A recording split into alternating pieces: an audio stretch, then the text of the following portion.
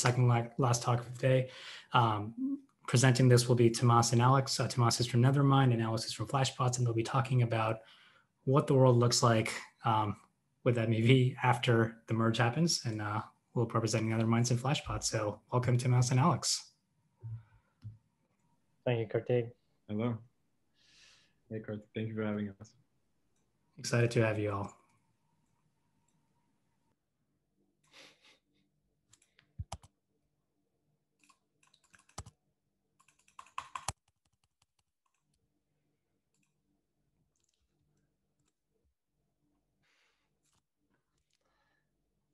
Never works as tested.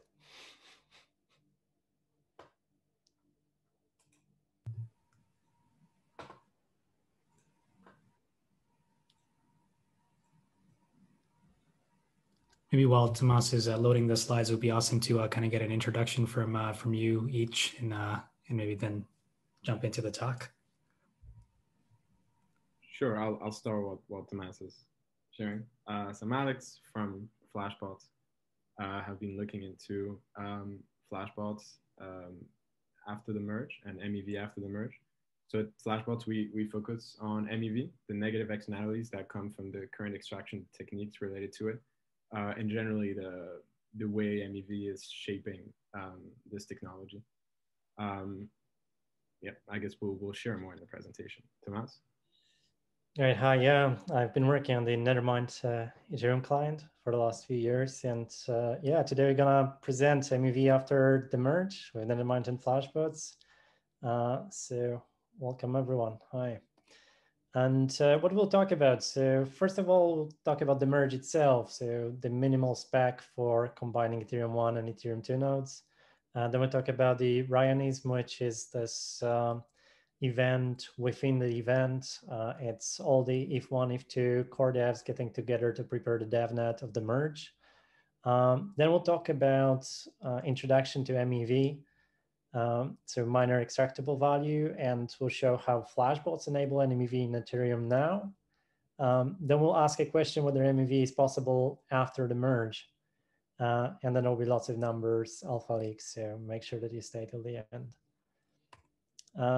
So maybe what is Ryanism and why we've been involved in all of this. So between April 16th and May 14th, as part of the Global Scaling Hackathon, we see the Ethereum 1 and Ethereum 2 core developers building together to deliver the minimum specification of something that in the future will be simply called Ethereum. And Ethereum 1 will be the execution engine there, and Ethereum 2, as it is now, will be consensus layer node. And what you see here on the screen is the example of the TechWho and Nethermind working together as part of the first work that was done on the first minimal spec. So the merge delivers something most basic. So it delivers the clients that operate isolated and only connected through a simple RPC interface. And so far, we already see implementations of that spec in Ethereum 2 clients in Lighthouse and in TechWho. And soon we should see the other clients following. And for the Ethereum 1 execution engine, that's for the Catalyst, which is GEF, for the merge and Nethermind. And again, the other clients should follow promptly. So both of the clients here operate with their own peer-to-peer networks. So there is no interaction of the networks themselves. So they discover their peers, they do all the gossiping. However, some of those operations on Ethereum 1 node are disabled. So Ethereum 1 node doesn't gossip anymore any blocks, but it does listen to transactions and it will do some synchronizations. And all the block gossiping is moved to Ethereum 2 clients. And the spec, the minimum spec of this JSON RPC consists of four methods, really. The requirement to assemble block, and that comes from the beacon chain from the validator to the Ethereum 1 node. So the request comes from Ethereum 2 as it is now, but the actual block construction is on Ethereum 1. And it's super important for MEV, as we'll see in a moment. The new block is more like information from the beacon chain network. that the new block was created. So the Ethereum 1 node can prepare the state for the construction for the block proposals. Set head defines what the Bitcoin chain decided that the current head of the chain is. And finalized block allows to do some cleaning and pruning when the block becomes finalized on Ethereum 2 on the consensus layer. So that helps Ethereum 1 node to keep everything clean. And as you see, it's a 0.1.2 spec version, very early version, and we can expect lots of changes. The Nethermind implementation is available. It was reasonably a big effort, but at the same time, not so big like that it would be a massive thing to deliver. And it's a good start, and all the teams are now focused on this. So this is already merged in Nethermind on the main branch. And you can test all of this by going to ProtoLambda's MergeNet tutorial repository, and you can launch your own local devnet setup for the Ethereum 2 and Ethereum 1 clients working together. So you can pick Geth, Catalyst, or Nethermind, and you can pick also, I think, Lighthouse or Teku here. And something really fresh from today, from the last All Core Devs meeting, we see that this timeline for the merge and for the network upgrades on Ethereum 1, this runs in parallel. So we'll see the London happening in July, then Shanghai, which will be a set of additional EIPs happening in October 2021, and Cancun following somewhere later, probably 2022. And in parallel, the merge happens. So that work that already started should be coming in October. So it's pretty soon. You can expect the proof of stake transition, potentially even October this year. Let's move to the MEV explanations. I think Alex will take over from here. Yes, thank you, Thomas. Because this talk is about MEV and ETH2 and at least MEV after the merge, it's important to maybe first understand MEV. It's definitely something that has been more prominent in the public debate in the last few months. And it's something at Flashbots that we've tried to educate the community on, or at least share more resources about. So I mean, at a high level, I've put a definition here, which is that MEV is a measure representing the total value that can be extracted permissionlessly from the reordering, inclusion, or censoring of transactions. So the little image that you have under is, on Ethereum, you have different transaction senders. They submit their transactions, and before transactions are included in the block, they're part of the mempool. Miners pick transactions from the mempool and order them in a block, and they have full control over that ordering. So they usually do that ordering by gas price. But in reality, they might be more optimal ordering for them to extract more value out of this set of transactions, or to insert their own transactions or censor transactions. Basically, to have they have full control over the content of this block in terms of the ordering of transactions. So that's why the term minor extractable value was first coined by Phil Dine in his paper Flashbots 2.0, was to represent this upper bound on the maximum value that can be extracted by the entity that has the most permissionless power over the ordering of a block. Next slide, please. And so Phil, in a later presentation, Phil Dine again, set out a simple parametric definition of MEV that can give you even a better idea of why you can think of it as an upper bound. And so as is written here, MEV is, for a miner, is how much ETH a special miner account can extract given a set of user transactions T in a mempool, initial state S, and a set of contracts C that the transaction state will interact with. The constraint on that is by inserting their own transactions. So inserting their own transaction in the set S, censoring any element in the set T, censoring any element of T, or reordering T in any way that optimizes their ETH account balance. So that's the idea for the upper bound, right? But in reality, this is the MEV. There's MEV that's extracted there on Ethereum already, and it is not extracted by this entity that has the most power over transaction ordering, so the miners. Can you click actually again? Yeah, there you go. And so we've tried to quantify this at Flashbots, and we've released some of our work on this, and there are other teams that have done so as well at Imperial and Université du Luxembourg and other groups. But so what is essentially happening is today it isn't miners that are extracting value themselves, but it is users that are expressing preference on the ordering of their transactions and are sharing some of the value that they reap from having that preference met with the miners in the form of transaction fees. So we've, again, as I mentioned, we've tried to quantify this to give some number for this, and we've put a lot of our results in a live dashboard, MEV Explore, that quantifies what this amount represents, not only in dollar terms, but also in ETH terms, and kind of breaks that down and breaks that activity down further. So I realize this is all still a bit conceptual, right? So I put an example here of a transaction that where there's MEV. And I think I really want to nail this concept of transaction ordering. So for example, this transaction is an arbitrage transaction between different liquidity pools.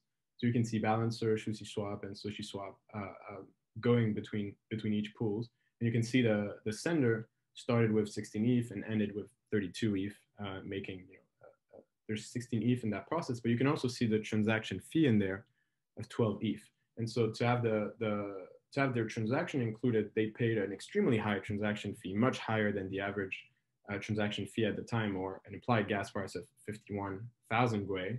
And we expect that they did so because they engaged in a priority gas auction, another term that was introduced in Phil Dine's paper, where they iteratively bid up their gas price against other competitors that also wanted to seize the same transaction. And so we have an example in the same block, and so in the next slide, of someone who seemingly went for the same opportunity but didn't manage to seize it. And you can see they still paid 1.1 Ether in transaction fee and still paid 27,000 Gwei. So still twice as less as the winner, but still extremely much higher than the average gas price at the time, which was 94 Gwei.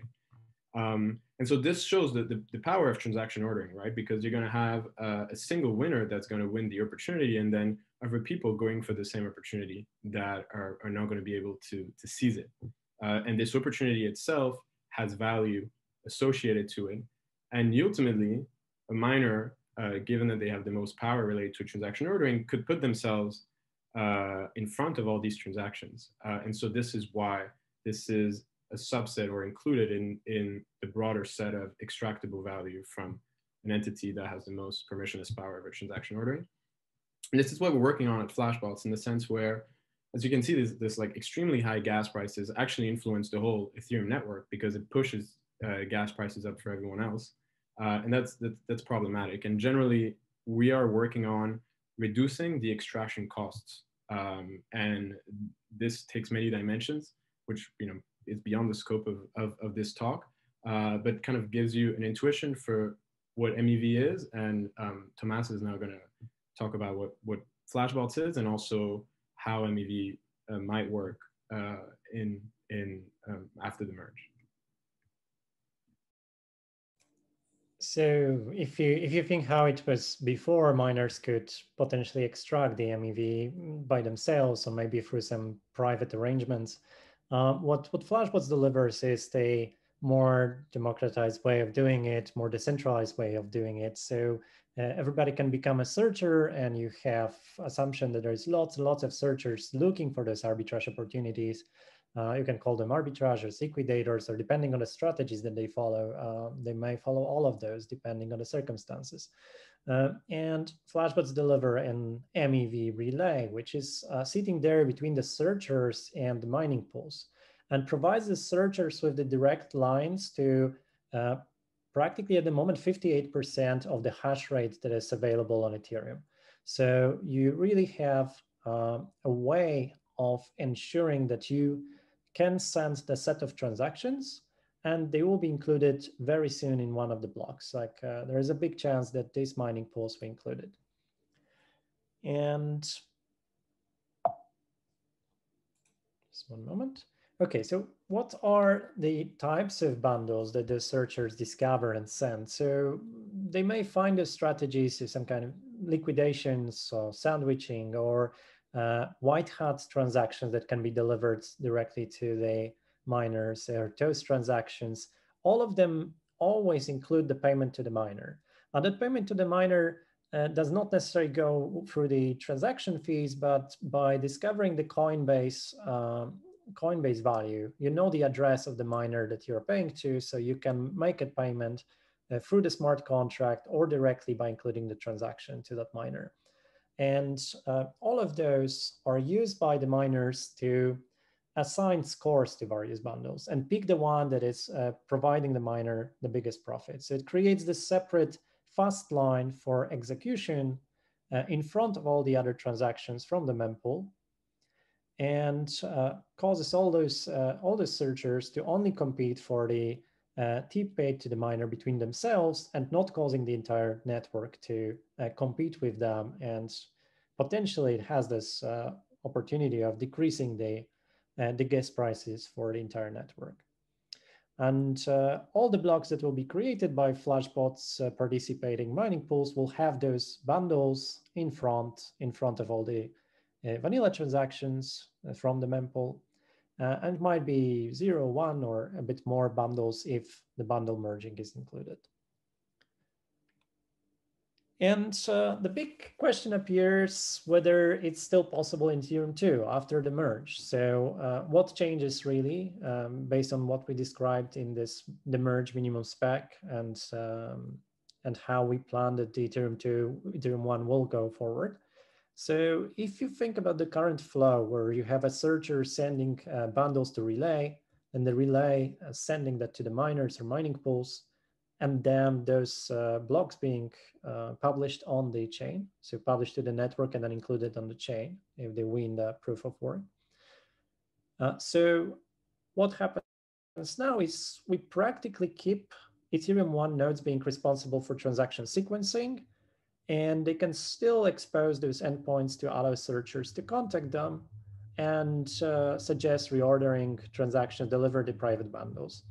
It's just that the searchers are still sending that to Relay, and then it's the validator that receives the information about the bundles, and the validator connects with the Ethereum 1 node, and when asking for this block assembly, it can ask it to create that block with specific bundles included. Right, so that bundle delivery between validator and Ethereum 1 node happens. And then again, the beacon chain is used for block proposals and attestations, so that block is being propagated with the MEV included. So this really still exists in Ethereum 2. And when you think about this value that exists at the moment on Ethereum 1, we see that on average for the blocks that include MEV bundles, the miners will make additional 0.18 ETH for every block which includes a bundle. And those numbers may change because it's still based mostly on the early versions of the Flashbots. So we can expect that this number will be much bigger, even like anecdotally twice as big.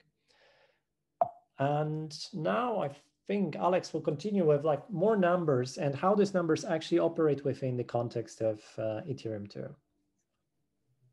Thank you, Thomas. Indeed. So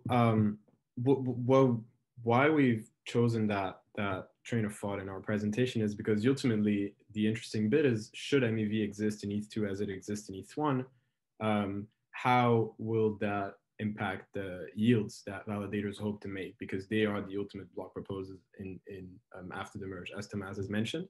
And this is something that people have been wondering about recently. As you can see on the right, like Cyrus was talking about something very similar in point 3. And on the left, Justin was thinking about the impact on validator yields, not from MEV specifically, but from transaction fees, which we expect validators to make on top of the protocol mandated yields for good behavior. And so these are important questions. And so we thought, let's run the numbers. Yes, I run the numbers. And as Thomas mentioned earlier, we have numbers on MEV, not only from our quantification that I mentioned earlier, the dashboard MEV Explorer, but also from Flashbots, from the activity on Flashbots itself. And because we have significant amount of the Ethereum network running Flashbots, and also significant amount of traders or searchers on the other side submitting transactions to Flashbots and actual value going through, we can use this as a proxy or a lower bound for the value that validators can make from MEV, at least from running MEV enabled client like Flashbots, MEV Gef. And so the core assumptions we're making in the numbers is, as Thomas mentioned, 0.80 ETH per Flashbots block, as well as the probability of blocks that are Flashbots blocks, which is 52% from our data again. And these numbers, I mean, we're kind of going through this model using Pintail's amazing article on Beacon Chain validator rewards and the modeling that they have done there, and the Python code that they shared. So we've modified their Python code to actually reason about MEV-enabled validator rewards versus the non-MEV validator rewards. And there's some limitations to our approach that are mentioned here. First, we're not accounting for transaction fees, like was mentioned is in Justin's tweet before. Flashbots data, however, the activity that's on Flashbots is still a few months old, and we expect as adoption grows and also as people become more sophisticated, this number will change. And ultimately, what Thomas mentioned, some of the current infrastructure limits the amount of ETH per Flashbots block, and this is set to change very shortly. And so again, take these numbers with a grain of salt, and it's more to get an intuition for this. And also thanks to the people that have contributed to running these numbers, so Tarush, Vimulapalli, and also Terence and Raul from Prismatic Labs. All right, so now getting into numbers, we first started with the ideal case. And the ideal case here is a case where all validators behave perfectly on ETH2 or after the merge. By this, we mean there's 100% uptime and 100% participation. And this is also the ideal case because we look at a long enough time range where we don't have to necessarily think between the beacon block proposal reward and the general validator reward, and we can mix both together because on a long enough time range, a validator can expect to, each validator can expect to propose as many blocks on average, right? And so, as you can see on this graph, the blue line is the ideal validator yield reward without MEV. And this reward decreases with the number of validators, of course. And then the orange line is the same reward with MEV. And the blue dotted line that you see is the current number of validators we have, which is about 120,000 validators for an equivalent of about 4 million ETH staked. And so at the current amount, as is written below, at the current amount of validators, 120,000, MEV boosts validator yields by 17.9%. And so that's an implied APR of 14.5% instead of 8.49. So that's really significant, especially given that when we compare the impact of MEV on miner revenue in the current system, the ETH1 system with Flashbots, we're looking at something of a 5 to 7% increase in revenue, whereas here we're talking about something a lot more meaningful, and that has implications, not only implications that are mentioned by Justin in terms of the security of Ethereum, but other implications that we'll mention briefly after. Another case that we looked at, again, this is all following Pintail's approach, is a perfect validator on an imperfect network. So in that case, we're looking at a validator who behaves perfectly, but then the other validators in the network might not behave perfectly. And this is modeled by the participation rate of the overall network. So that's the P that you see here. And the way rewards and penalties are set up on ETH2, or sorry, after the merge, is that even if you as a validator behave perfectly, you are influenced by the behavior of other validators. And so Pintail computed by how much your rewards fall if you're a perfect validator in an imperfect network. And you can see these numbers on the left. And then if you look at these numbers now with MEV, you can see these numbers falling as well. And so the kind of takeaway from this is with MEV, a validator yield falls less quickly than without it, given different levels of participation for the network and given again, perfect validator. Again, another interesting takeaway from it. And the last kind of case that we modeled, again, based on Pintail's own modeling, is an imperfect validator on a perfect network. So we're kind of switching things around. In that case, the validator is not doing the most amazing job, but the whole network is. This is modeled between these two graphs. And so on the left, you have pintails. And so what Pintail found is that for a validator to receive a net positive reward, the minimum uptime that's required of them is about 43%. And that's what's charted here in the kind of meeting of all these lines for different number of validators. Now, if we add MEV to that, the actual uptime required, so it's slightly different by the number of validators, but it's about 27%. So what's required of validators in terms of uptime has decreased thanks to MEV. Again, whether that's good or bad is something that we need to think about more deeply, but is definitely important. Oh, let me delete that as well. Oh, whatever. All right. So the numbers, I guess, a quick summary is MEV boosts validator yield significantly. And so as Justin says in the tweet that I mentioned earlier, more yield means more validators, means more security. So that's probably a good thing. However, given the difference in between miner revenue that's enabled by Flashbots, so this 5% increase in revenue, versus here, something that's much higher intuitively, even though we have to run the numbers even better, it's even more important for MEV to be extracted in a democratic fashion, because as is mentioned in Phil's post, this is what is the MEV what do stands for. It will create a stronger divide between the validators who extract MEV and the ones who don't. And that's very important. Similarly, as we saw in the other numbers, MEV decreases the impact of our validators' uptime on a validator rewards, and MEV decreases the lower bound on uptime necessary for a validator to make a net positive reward. The second bullet point is something that we took out, so ignore that for now. And in terms of next steps for all this modeling, we definitely want to model the inflation that's caused by the base fee burn in EIP 1559, as well as the transaction fees validators can expect in a post-EIP 1559 world.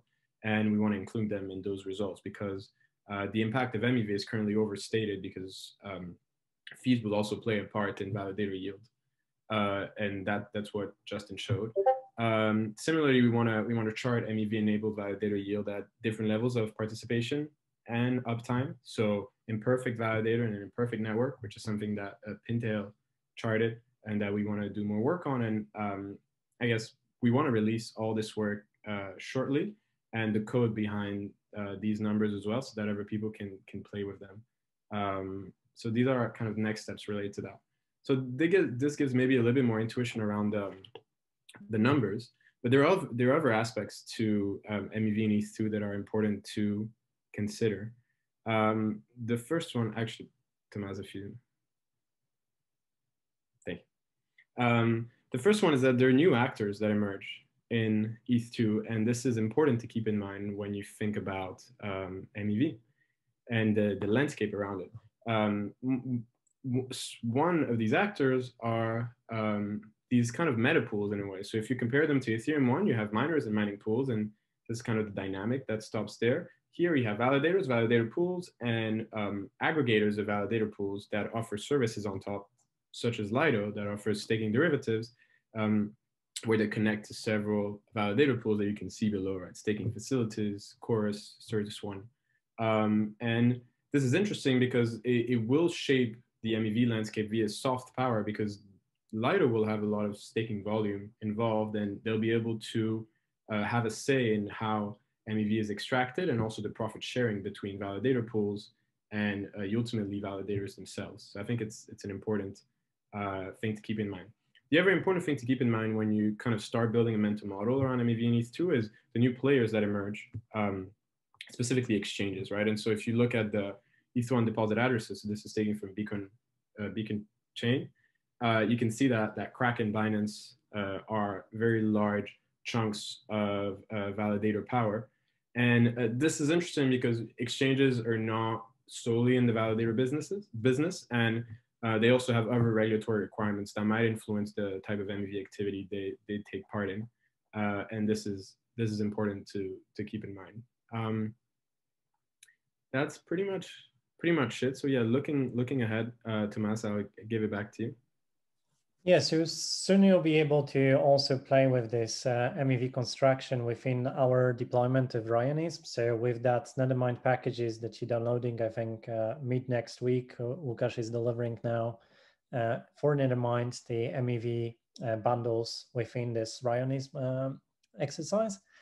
And coming back to how the environment will look after the MEV in Ethereum 1, Ethereum 2. So I think that there might be some quite interesting questions. Like, does the market appear because the big validator pools will be actually able to run their own MEV operations and maybe start offering to the pool participants information about what fees they charge for this quality of the MEV and like what their returns are. So it's almost like you'll be comparing that like some funds or pension funds, exchange traded funds, whatever. You'll be looking at those numbers as what quality of the financial activity, this extraction of value happens on the pool that you join. On the other hand, it's like Ethereum 1 node operators may start acting as this MEV managers and say that they are providing those quality solutions to maybe smaller validator pools or some independent validators. Here, that's a good question to ask. It might be less likely because the independent validators may not follow the privacy requirements for the bundles that are included in the MEV blocks. And this second thing may potentially lead to independent and solo validators to be disadvantaged because of not being able to capture the MEV. I think it still remains a bit vague of how exactly those markets will look. So great set of open questions to see how that market evolves. And a few others that we'll probably won't really discuss as we're running out of time, but we just want to leave them open here and leave them for you to follow the links, explore the opportunities. I think that's what we've prepared for today, right? There's no other slides even, and we perfectly with time. Yeah, I think we're on time. Yay. I guess there's just the last slide to mention. This is definitely there you go. This is definitely an open conversation that we're trying to have, and as I mentioned, these are early numbers and we want to talk more about this. So Flashbots has regular community calls, we call them MEV roast, and we're going to have one soon to talk about ETH2 and layer 2, and we also have a research arm to what we're doing, and we definitely want to dive deeper into many of these open questions, and so join us. And then on the Nethermind front, yeah, make sure that you play with the devnet. Make sure that you make core developers feel feel the chase of the users. So thank you so much, everyone. Thanks, Alex. Thank you for invitation to ETHGlobal. Thank you, Cardi. Alex, Tomasz, thank you so much. I know we are right on time, so I'll just maybe do one question. There's a lot of chat on the timelines, which I guess I won't go into right now on shipping this, but the one question I want to ask here is, it's for both of you, and just the question is, right now you have to send your MEV transaction to like 3 pools that are available. With more validators coming on, do you think it'll be harder to get into the next validator as a transaction, or what does that world look like? I think that's like the way the Flashbots is organized is the Flashbots deliver those solutions to be able to connect the searchers with the miners, and in the future you'll have Flashbots or other operators delivering the same kind of matching of the validators with the searchers. So this way you won't have to discover those validators that will be having the majority of the network. You'll be able to get to that pools. And also, I think, as Alex was saying, there'll be some of this kind of meta pooling, which will also route the bundles to the validators. Alex, do you want to add anything here? No, that sounds good. I mean, I will say this is something we want to explore more. I think there's like mechanics there, the economics of it that are still things that we have a good idea on, and theoretically it makes sense. But as we've seen with what we've been building so far, there's many points where that breaks, and we have to see how things change. And so partly what Thomas mentioned, right, like at Rayonism, to kind of maybe experiment with that with the dev testnet could be for us a good way to understand that better. And also, as I mentioned before, it's not only the technical factors, but also the maybe softer factors that are going to exert pressure into how this is going to work and how revenue might be split. And so these are all kind of nested questions. Absolutely. Well, thank you so much for sharing your insights. And thanks again for giving this amazing talk. We have a lot of excitement that everybody's thanking you on our chat. So hope to see you there.